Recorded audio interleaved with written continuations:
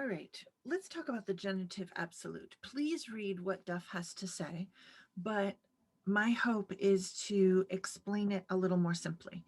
Um, I I'm doing that by showing you some examples, and I think that will be helpful. Let's look at this sentence that I've created here. Some of these I've created off the model of Matthew 26:21, but hopefully you recognize estion is a present participle. It's nominative masculine singular. And then we have e pen Jesu, which by now should be very familiar to you. Jesus said. And we have this nominative masculine participle. And so we know that we're going to translate it as eating, Jesus said. While he ate, Jesus said. As he was eating, Jesus said. Something that communicates the fact that Jesus is eating at the same time that he's talking. In the US, at least, that's not considered polite, but everybody's got different cultures. Um, of course, we can go farther than that because we understand Greek participles, and we can ask ourselves, um, what's the relationship between eating and Jesus talking? And we might decide that it's simply one of time, which is basically as I was translating it before. It might be the sense of manner. He's eating with his mouth full, and that's the way he's eating. That's the whole rabbit trail we're going to go down if we recognize a nominative participle, which is an adverbial participle, which we've dealt with before. But look at this first sentence. We have esthionton auton epen Jesu. What the genitive absolute is doing is it's creating a dependent clause exactly like in this second sentence, except somebody else is doing the action. And so whereas when we have a nominative participle, it's the subject of the main verb that's doing that same action.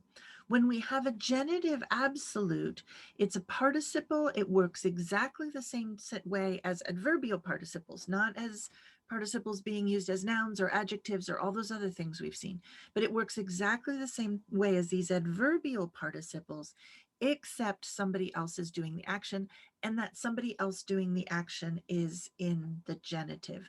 We might sort of think of it as the subject of the action, except it's not a subject in the way it's not a subject in the way we have e pen Jesu, where we have a finite verb, we have a subject in the nominative. It's not quite the same. And so here, when we translate this genitive phrase, forget about everything you've learned about the genitive. There's no of, it doesn't work at all like that. It works a lot more like these adverbial participles that you've learned, except you're going to translate it as something like after they ate, or no, wait, this is a present tense participle. So as they were eating, Jesus said. And we notice that Jesus is the one speaking in the main sentence, but somebody else is doing the eating.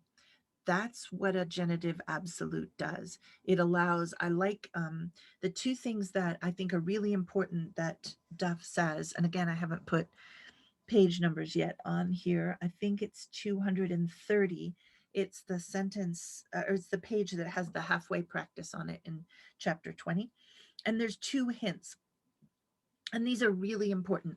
Genitive absolutes normally occur at the beginning of sentences. So if the first word in a sentence is in the genitive, it might be a genitive absolute. Of course, there's other reasons for first words being genitive, but especially if it's a participle or if the second word is a participle and the first word is a noun, because these two words, like in my first example, they could be reversed. It could be auton esthionton.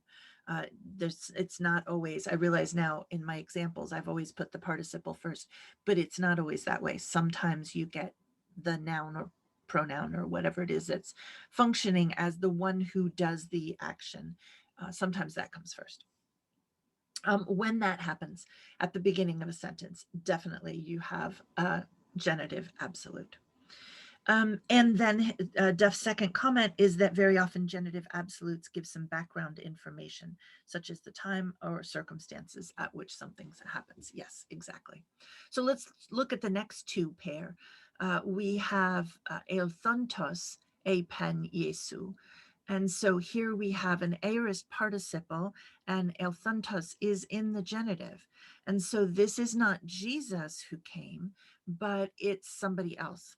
So hopefully from the context, you're going to know who that is. But I wanted you to see the participle can be there all by itself.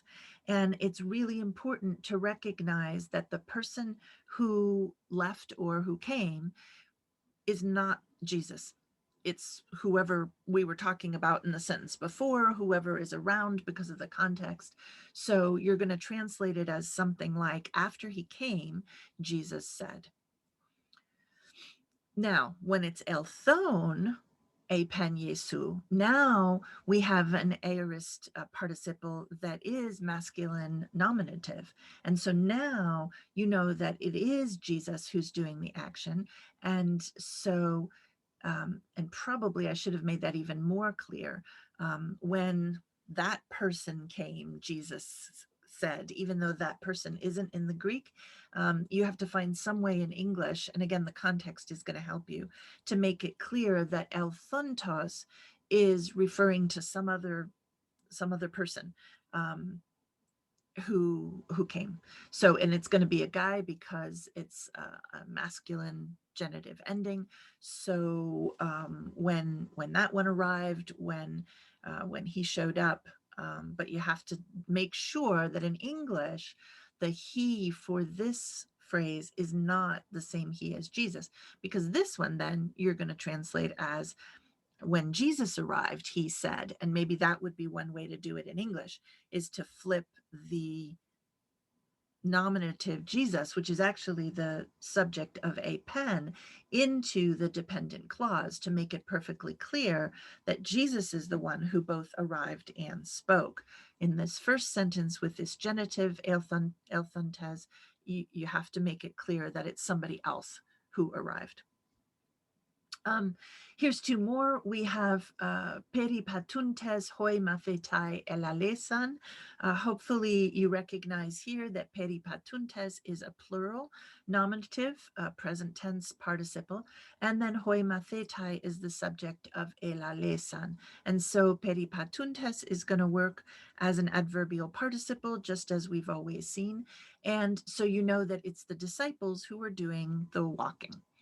And so you might say, as they walked, the disciples spoke, aorist. So,